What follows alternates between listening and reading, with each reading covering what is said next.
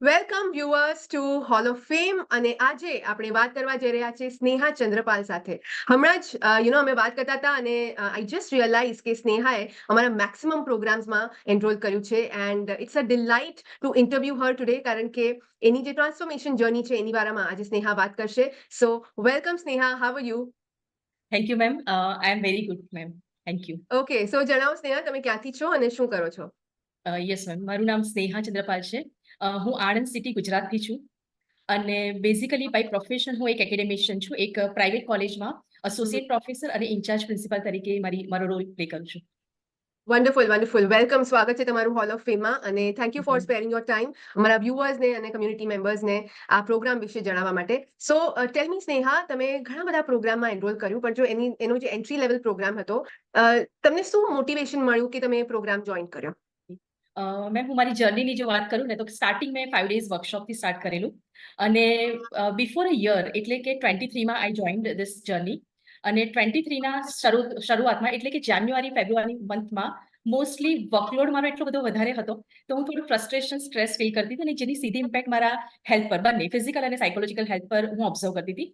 તો હું I was searching something કે જેનાથી આ ફ્રસ્ટ્રેશન અને સ્ટ્રેસમાંથી હું બહાર નીકળી શકું. તો વન ડે હું મારું જે ફેસબુક અકાઉન્ટ હોય એ સ્ક્રોલ કરી રહી હતી અને મેં ફાલ્ગુન સરનો એક વિડીયો જોયો અને એનું ડિસ્ક્રિપ્શન અને સરનું જે બોલવાની વે હતી અને જે એમણે એક્સપ્લેન કર્યું ને કે આ પ્રોગ્રામ છે તો મને એક ટચ કરી ગયું. મને એવું અંદરથી જ ફીલ થયું કે ડેફિનેટલી હું જે સર્ચ કરી રહી છું ને કે મારા જે સાયકોલોજીકલ પ્રોબ્લેમ્સમાંથી બહાર આવવું છે, કદાચ આ એક વસ્તુ છે કે જે મને આ પ્રોબ્લેમ્સમાંથી બહાર લાવી શકે છે. અને દેટ મોમેન્ટ મેં એક ક્લિક કરી, એક ડિસિઝન લીધું. મેં કંઈ જ વિચાર્યું નથી. મને લાગ્યું છે કે મને અહીંયાથી રિઝલ્ટ મળશે જ અને એક ક્લિક, એક ડિસિઝને મારી ટોટલી એક લાઈફ ચેન્જ કરી દીધી.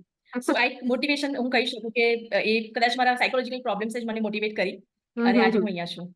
વાવ, wonderful wonderful, that's a beautiful share કે મે બી તમે જે શોધતા રહ્યા હતા, રાઈટ? સો એક આપણે કહીએ યસ. છીએ, રાઈટ, કે what you seek is seeking you. Maybe તમે જે વસ્તુ શોધી રહ્યા હતા એ પણ તમને શોધી રહ્યું હતું અને મે બી એટ ધ રાઈટ ટાઈમ તમારી લાઈફમાં એ વસ્તુ આવી, આ વર્કશોપ આવી, આ પ્રોગ્રામ આવ્યો, right? Yes so ma'am. Tell મને મી. તરત જ realise, sorry to interrupt you, મને તરત ના જ ના. રિયલાઇઝ થયું કે મેં એ બહુ મેનિફેસ્ટ કર્યું હશે પણ ત્યારે મને નથી ખબર કે આ લો ઓફ અટ્રેક્શન વર્ક કરે છે અને આ મેનિફેસ્ટેશન છે. But A automatically within 2 months મારી પાસે ઓટોમેટિકલી આવ્યું. Correct correct. સો એ જ કહેવાય છે ને કે જાણતા અજાણતા આપણે લો ઓફ અટ્રેક્શન આપણી લાઈફમાં યુઝ કરતા જ હોઈએ છીએ, whether you believe it or not. Law of attraction એનું કામ કરતું જ હોય છે કોન્સ્ટન્ટલી અને એટલા માટે જ હવે આપણે આ પ્રોગ્રામમાં જોડાયા એટલે આપણને ખ્યાલ આવ્યો કે જેટલું વધારે પોઝિટિવ થિંક કરશું એટલું આપણા માટે જ ફાયદો છે કારણ કે law of attraction positive negative બંનેમાં કામ કરે છે. તો why not think positive? So absolutely correct Sneha. અને પછી તમે જણાવી શકો છો, you can tell your story કે કયા મોડ્યુલ્સ છે અથવા તો કયા ટેકનિક્સ, કઈ કોન્સેપ્ટ તમને વધારે ગમી? ઓકે. આમ તો મેડમ ઓલમોસ્ટ બધા જ મોડ્યુલ છે ને અમેઝિંગ છે. મેં કદાચ મોર દેન 5 ટાઈમ્સ બધા જ મોડ્યુલ્સ જોયા હશે. એકવાર રેન્ડમલી હું જોઉં અને પછી ટાસ્ક એ ટાઈમે કદાચ ના કમ્પ્લીટ થઈ શકે તો હું ફરીથી એ મોડ્યુલ પર અગેન એન્ડ અગેન જોઉં અને એને ટાસ્કને કમ્પ્લીટ કરતી હતી.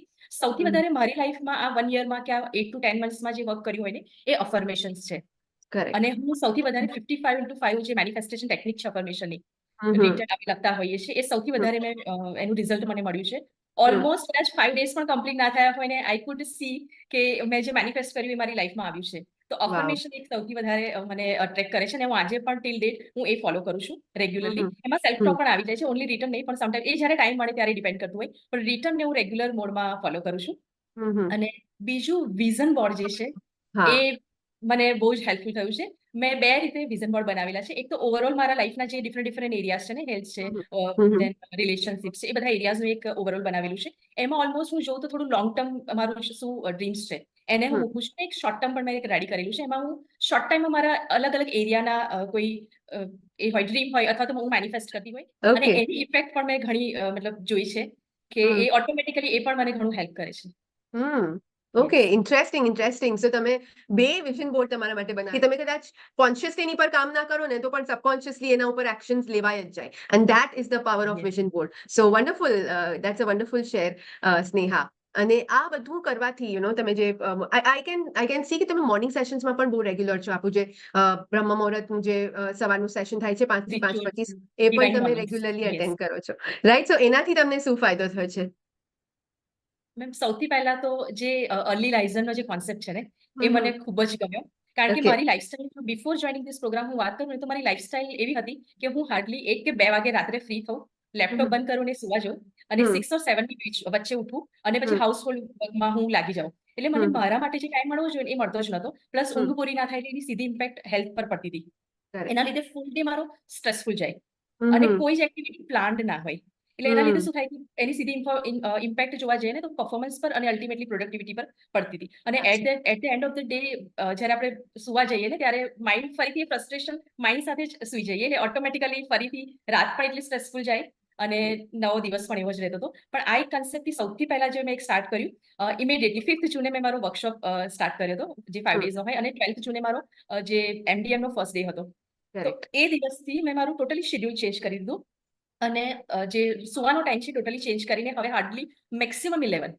મેક્સિમમ 11 હું સુઈ જાઉં અને હમ સવારે વહેલા ઉઠીને આ પ્રોગ્રામ્સ અને જે જી સેવર્સ નો concept I love it so મતલબ મને સૌથી વધારે આ પ્રોગ્રામમાં જે ગમ્યું હોય ને તો એ જી સેવર્સ છે. કારણ કે સવારે ઉઠીને ગ્રેટિટ્યુડ અને જે આપણે પોઝિટિવ વાઇબ્સ જે મળે ને જી સેવર ફોલો કરતા એ મને બહુ વધારે ગમ્યું. તો એ મેં મારું ટોટલી શેડ્યુલ ચેન્જ કરી દીધું. બીજું મને સૌથી વધારે અફેક્ટ કર્યું હોય એક તો કે જે સ્ક્રાઇબિંગ કરીએ છીએ ને આપણે હમ લાસ્ટમાં જી સેવર્સની બધા મોર્નિંગ રિચ્યુઅલ્સ પતી જાય એ પણ એ રિચ્યુઅલનો પાર્ટ જ છે કે સ્ક્રાઇબિંગ કરીએ. તો હું મારી હમ પાસે એક નાની ડાયરી મેન્ટેન કરેલી છે અને એમાં મારું ટુ ડુ લિસ્ટ હું બનાવું ડેલી હમ અને વિઝ્યુઅલાઇઝેશન કરું ને ત્યારે એક મેન્ટલ રિહર્સલ પણ કરી લઉં એ દિવસનું કે વાવ. મારો મોર્નિંગથી હું કિચનમાં એન્ટર થઈશ ત્યારથી લઈને ફૂલ ડે કેવી રીતના સ્પેન્ડ થશે અને થોડા પ્રોગ્રામ્સને હું પ્રાયોરિટી વાઇઝ અરેન્જ પણ કરી દઉં અને પછી સ્ક્રાઇબિંગ પણ કરી દઉં. અને હમ મેં પોતે એ એક્સપેરિમેન્ટ પણ કર્યું છે અને એક્સપિરિયન્સ પણ કરેલું છે કે જ્યારે જે દિવસે મેં સ્ક્રાઇબિંગ રહી ગયું હોય in case hmm some day કોઈ કારણોસર તો એ દિવસે મારા ટાસ્ક ટોટલી ડિસ્ટર્બ થઈ જતા અને કદાચ હું 50% મારી પ્રોડક્ટિવિટી જોઉં ને તો એ 50% રહેતી હતી.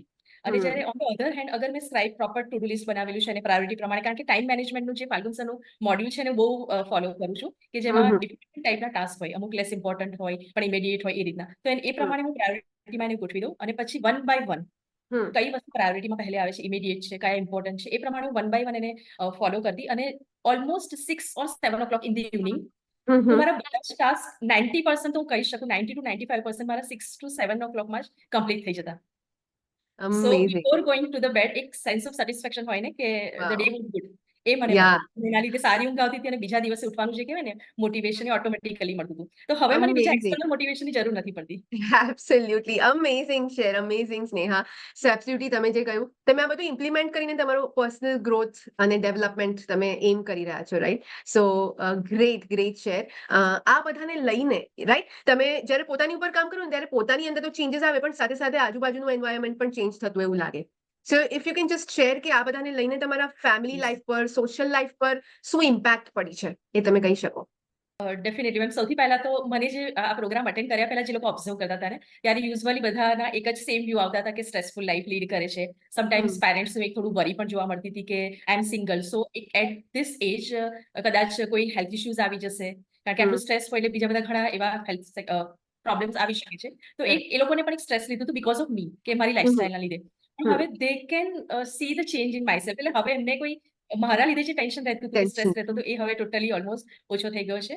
અને ઇવન ફેમિલીમાં પણ એ લોકો પણ કોઈ વસ્તુ મેનિફેસ્ટ કરવું હોય ને તો ઓલવેઝ એવું કે તમે તમારી જે ટેકનિકથી મેનિફેસ્ટ કરો છો સ્પેશિયલી હોપોનોપોનોનો જે પ્રોગ્રામ ક્વોન્ટમ હિલિંગનો કર્યા પછી હું ઘણી બધી વસ્તુ એવી છે કે હું આ બસ 4 ફ્રેઝીસ સિમ્પલ હું એક ચેન્ટ કરી દઉં અને મને મારું રિઝલ્ટ મળી જાય. તો સેમ વે હું ફેમિલીને પણ એ રીતે હેલ્પ કરી શકું છું કારણ કે મારો ક્વોન્ટમ હિલિંગ પ્રોગ્રામ અટેન્ડ કરવાનો એક ઓબ્જેક્ટિવ એ પણ હતો કે હું મારા પર તો કામ કર્યું MDMથી ઓલમોસ્ટ મેં મારા પર 90% કામ કરી ચૂકી હતી પણ ક્વોન્ટમ હિલિંગથી મને મારા ફેમિલી મેમ્બર્સ અને મારા જે સરાઉન્ડિંગમાં છે ને એ લોકોને હું હેલ્પ કરવા માંગતી હતી. તો અલ્ટિમેટલી મારો એ ઓબ્જેક્ટિવ પણ ફૂલફિલ થઈ ગયો છે.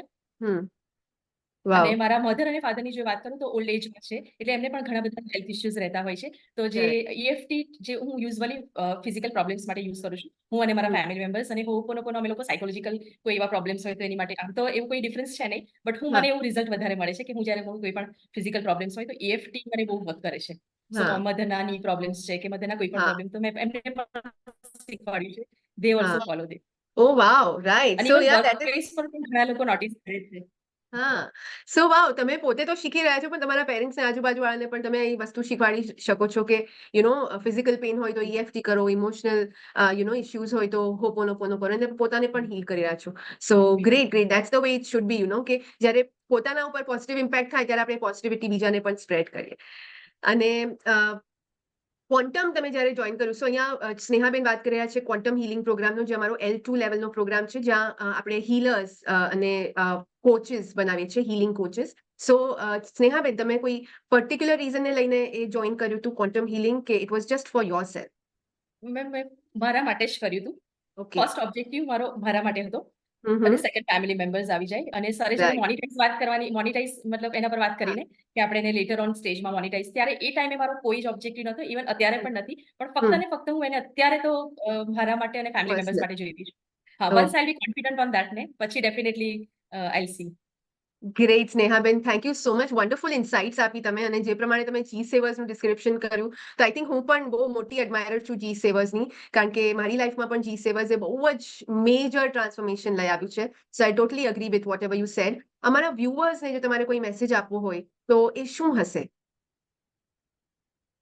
બિલકુલ, હું એટલું જ કહીશ કે મેં અત્યાર સુધી લર્ન કર્યું છે કે self investment is the best investment. Wow. અને જો સેલ્ફ ઇન્વેસ્ટમેન્ટ જો કરવું જ હોય તો I think Falgun forum platform સિવાય is the best platform I have ever seen. કારણ કે after Covid I have like enroll for many programs ma'am, but મને જે રિઝલ્ટ મળ્યું ને, મને ઇટ હેઝ કહેવાય ને 360 ડિગ્રી મારી લાઈફ ચેન્જ થઈ ગઈ. યસ.